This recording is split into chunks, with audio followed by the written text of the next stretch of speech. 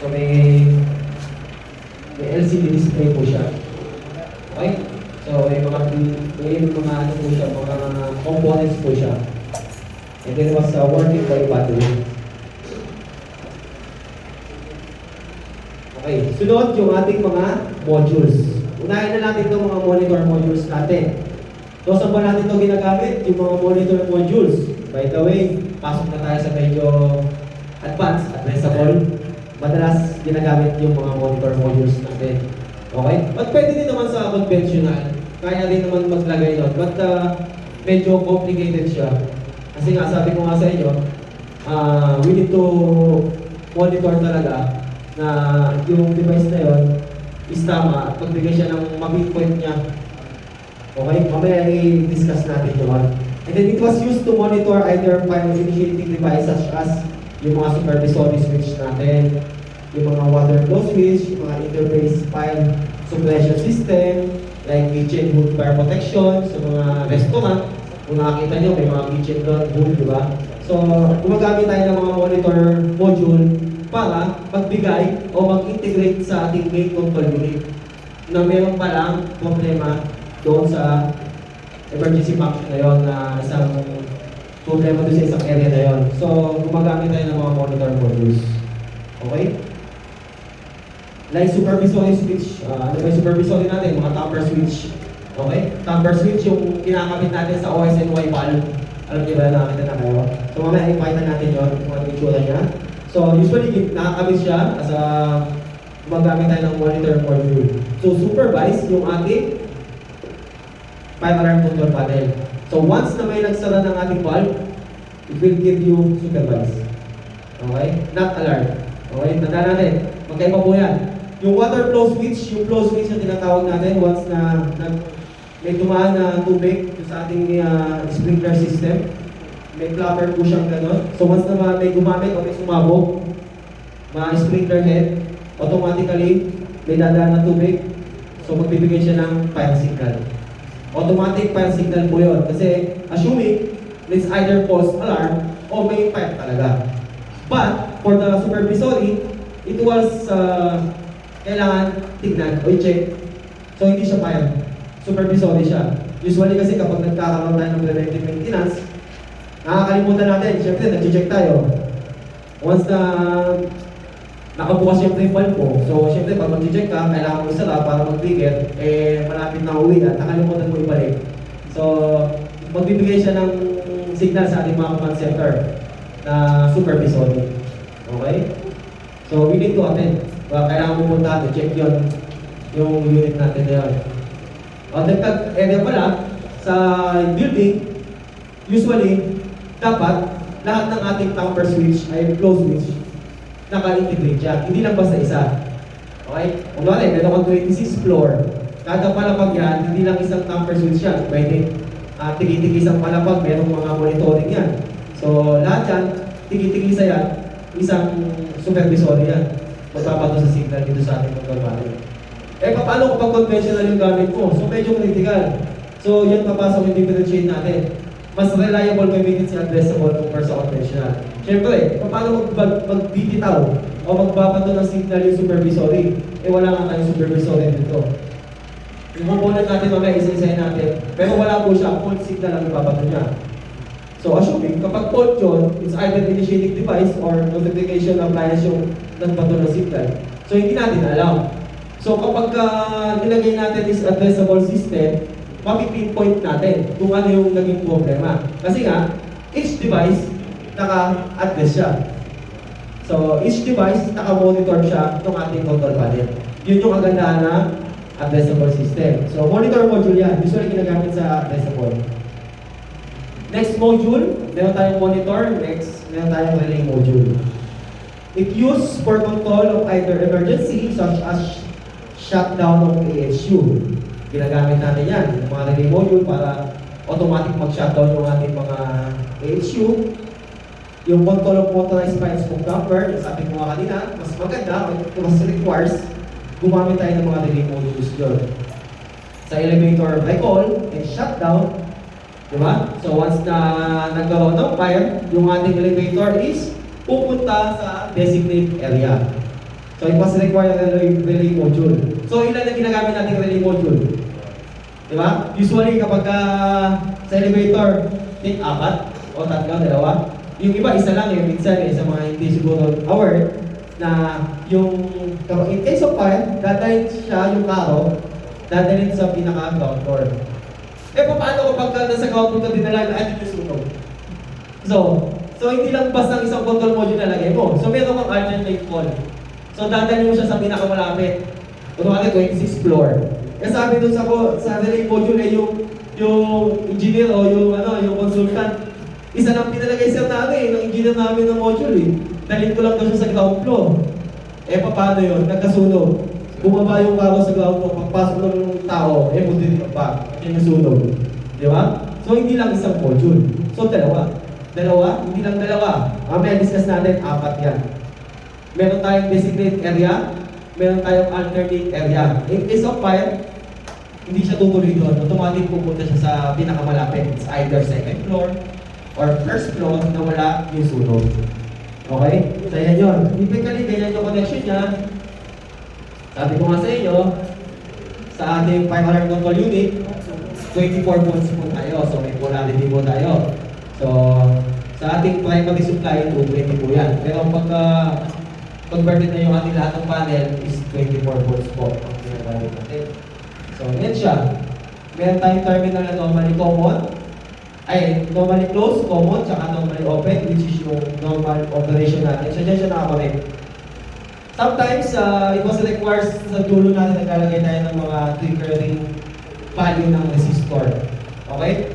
So, depende din po yan sa manufacturer, sa product standard natin kung ano yung ginagamit as and offline. But usually, diode, capacitors, or resistors.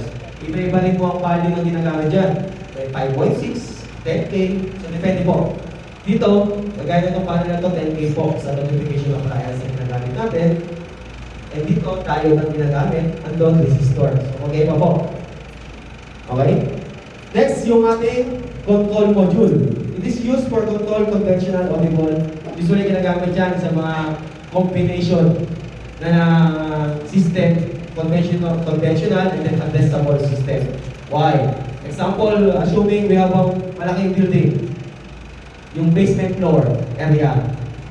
Eh, ang dami doon, ang daming spot yun. Alam naman na isa-isa mo pa na naka-address yun, sabihin na natin na ito, eh, pantay lang naman siya isang diretsyo. Eh, pag in-address mo siya, left area, 1. So, left area din to. So, ibig na ganon, naglalagay tayo ng mga control modules, kagaya niyan, para dalhin nyo na yung mga ibang appliance natin, mga notification appliance. So, ito na lang yung naka-address. Okay? Usually, control modules ang tawag dyan, ginagamit natin. So, isa na lang yung naka-address, and then, itong area na to is naka-connected dito. Yung sample natin yan, yung mga ganun, may monitor module siya. So, ginagamit natin usually sa mga basement parking o kaya sa ibang area na pwede din natin i-connect dito yung mga initiating device natin. Okay? So once na nag-trigger, nagkaroon ng activation to, itong area na to, so magkasama na siya. Magkasama na siya isa sa unit. Kung isang family na sila. So once na nag-trigger ng isa, naka-connected na siya. So ito na yung magpapatid ng signal sa ating control unit. Okay? By the way, baka malito po kayo tumatake na po ako ng addressable, okay? Sa addressable po ito madalas ginagamit. Yan, sabi ko nga sa inyo yung ating supervisory tamper and water flow switch. Sa water flow, fire. Naka-fire po lang laging connection yan. And then for the supervisory, yung tamper natin. Hindi po natin pwedeng ilagay yan sa fire. Kasi sabi dito, distinctive supervisory signal. Ano-ano ba yung mga distinctive na kailangan na ilagay lang natin sa supervisory? Yung mga control valves natin, closing and restoration.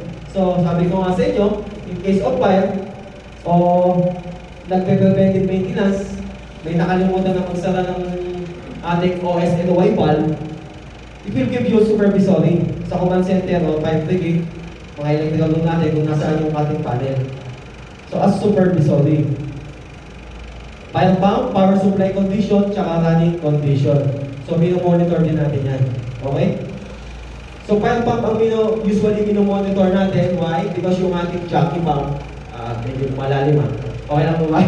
So, sa mechanical kasi, di ba, meron tayong jockey pump and then ating fire pump. So, usually, jockey pump yung ating parating gumagana. Ang trabaho niya is to maintain the pressure of the network system.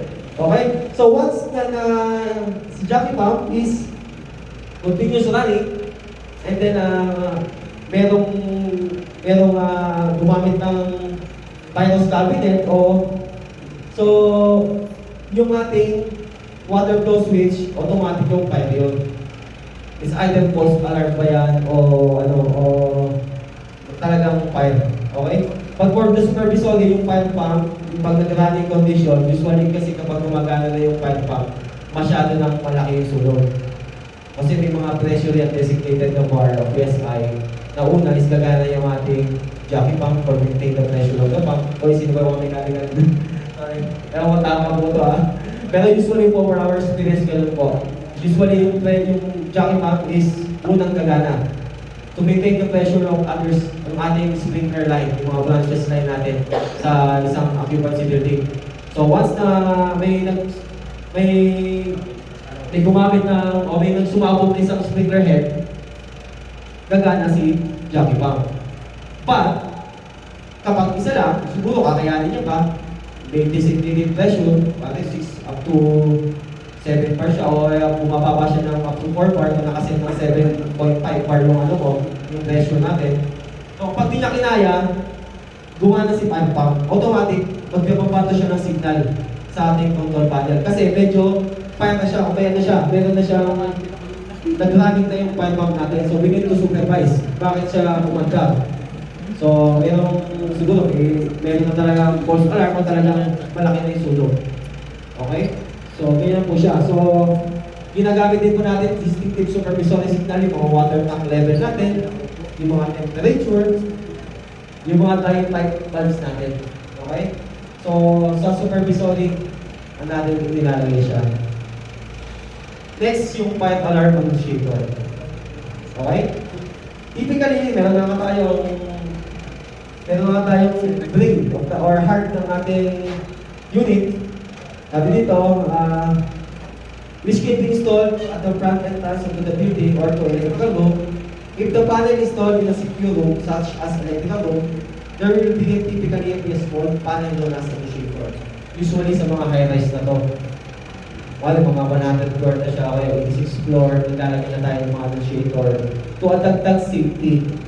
Para ma-require natin na agad na malaman agad yung nasa palapag na mayroong sunog sa ganung floor. So nagbabato na siya agad ng signal sa main. So bukod sa main control panel natin, meron pa tayong mga fire alarm initiator or mga security room. Kunwari, ang hotel mo nandito yung area. So yung hotels mo, nandito yung area mo, ang security mo nandito. So to monitor this area, naglalagay tayo ng mga panel dyan, initiator or pwede. Andito yung main fire alarm control panel natin, dito yung nilagay. So bibigyan lang siya ng mga signals.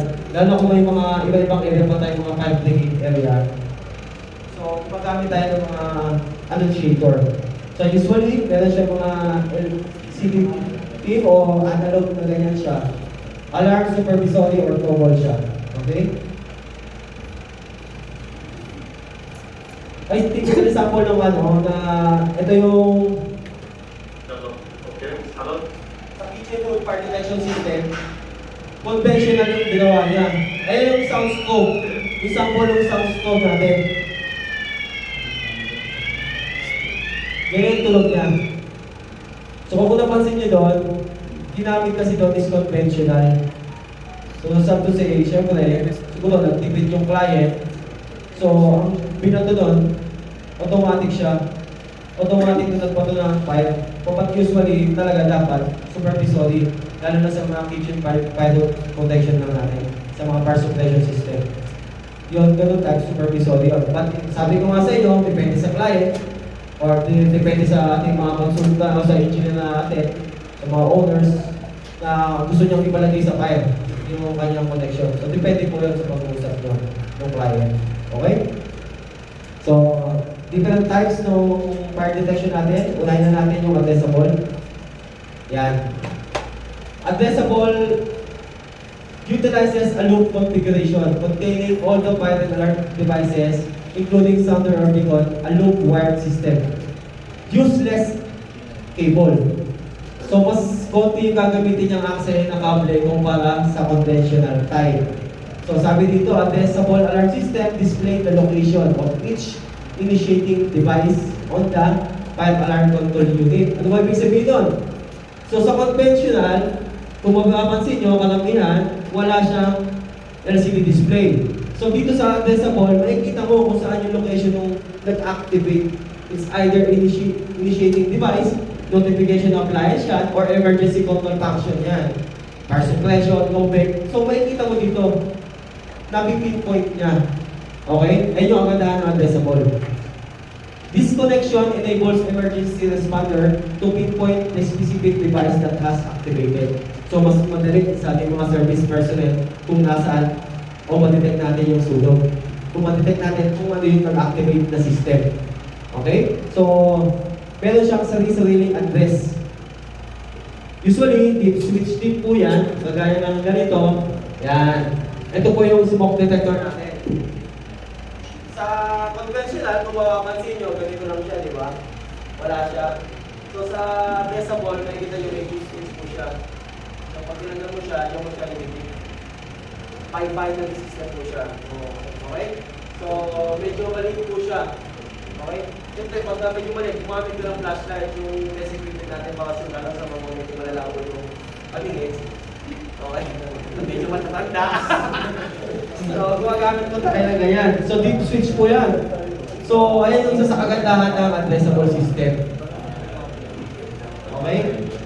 So, napipinpoint na po. Okay?